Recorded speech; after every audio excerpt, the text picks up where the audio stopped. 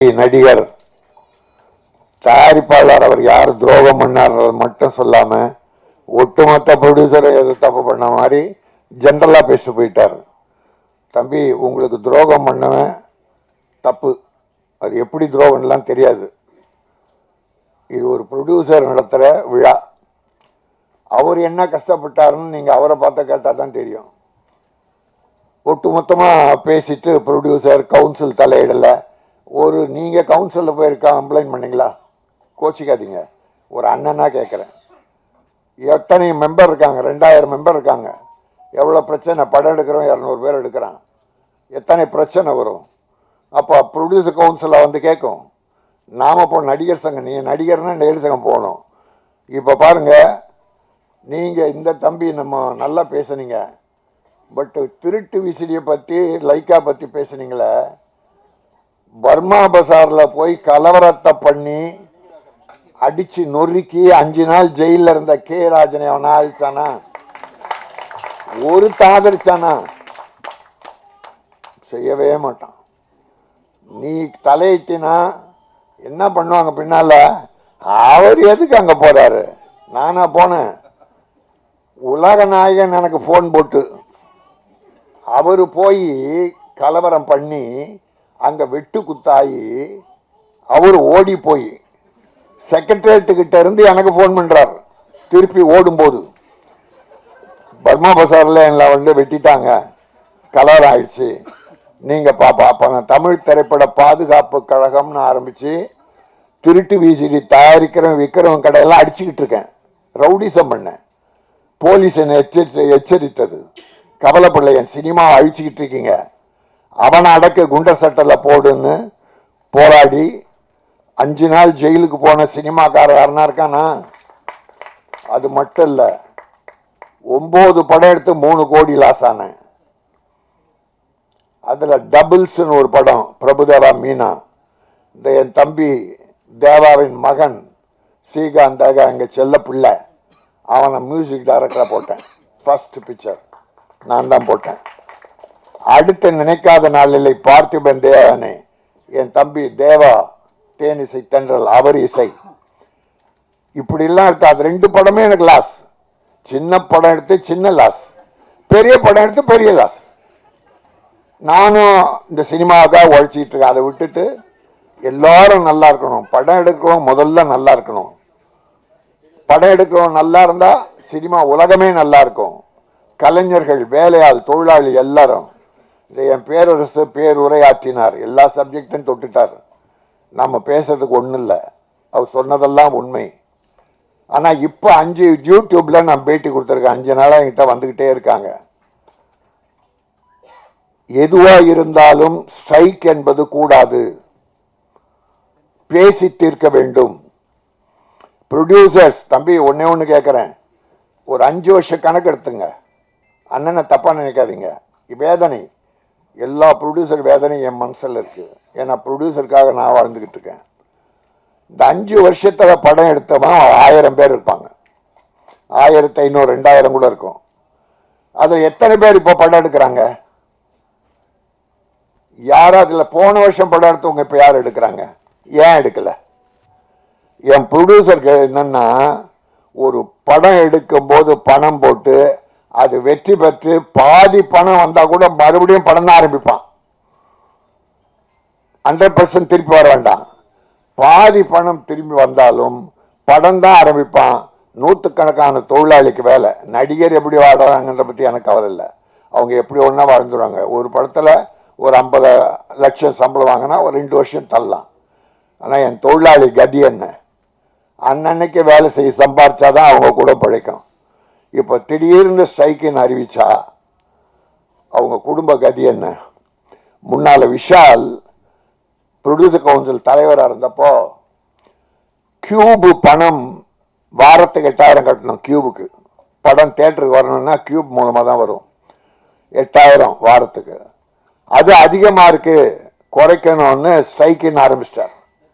4 மாசம் ஓடிச்சு. தொழிலாளி பட்ட வேதனை. நடிகர் சங்கத்திலேயே 3000 நடிகர் ஜூனியர் ஆர்டிஸ்ட் துணை நடிகர்கள் இருக்காங்க. அவங்க வாழ்க்கை என்ன ஆகும்? இப்படி அப்பவே ஒரு பெரிய, அப்புறம் வாபஸ் வாங்கிட்டார் 4 மாசத்துக்கு அப்புறம். வாங்கினதுக்கு அப்புறம் என்னாச்சு தெரியுங்களா? 8000 இருந்தது 12000 ஆயிடுச்சு. வாரம் 12000. என்ன பிரயோஜனம்? ஸ்ட்ரைக் பண்ணி இந்த ஏழை தொழிலாளி கஷ்டப்பட்டான்னு. அதுதான் அந்த அனுபவத்தில் நான் இப்போ 5 நாளா சொல்லிட்டு இருக்கேன்.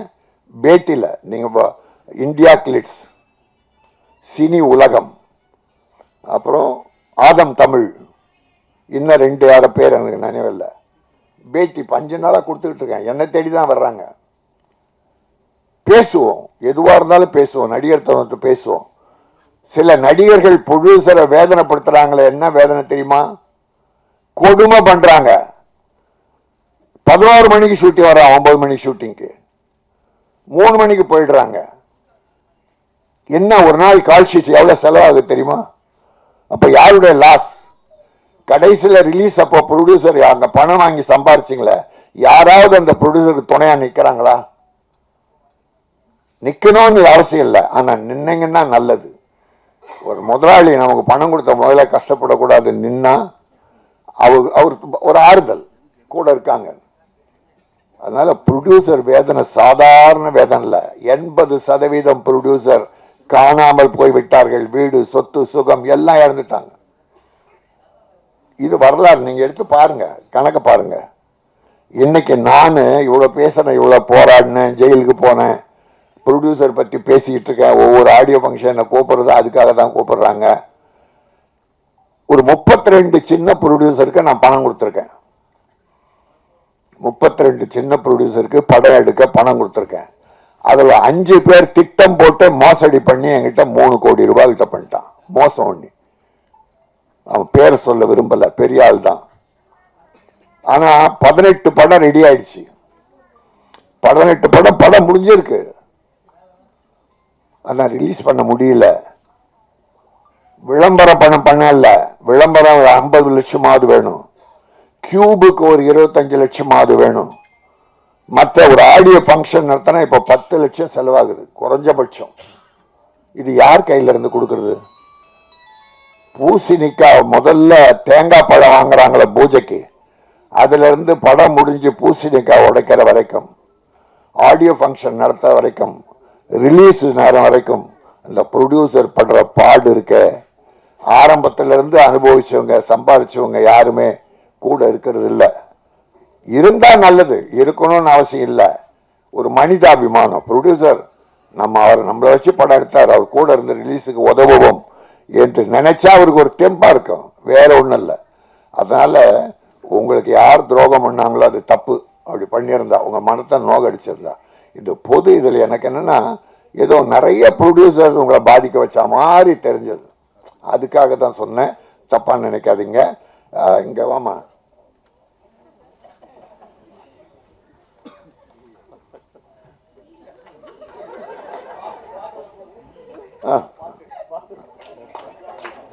பஞ்சாபி பலகாரம்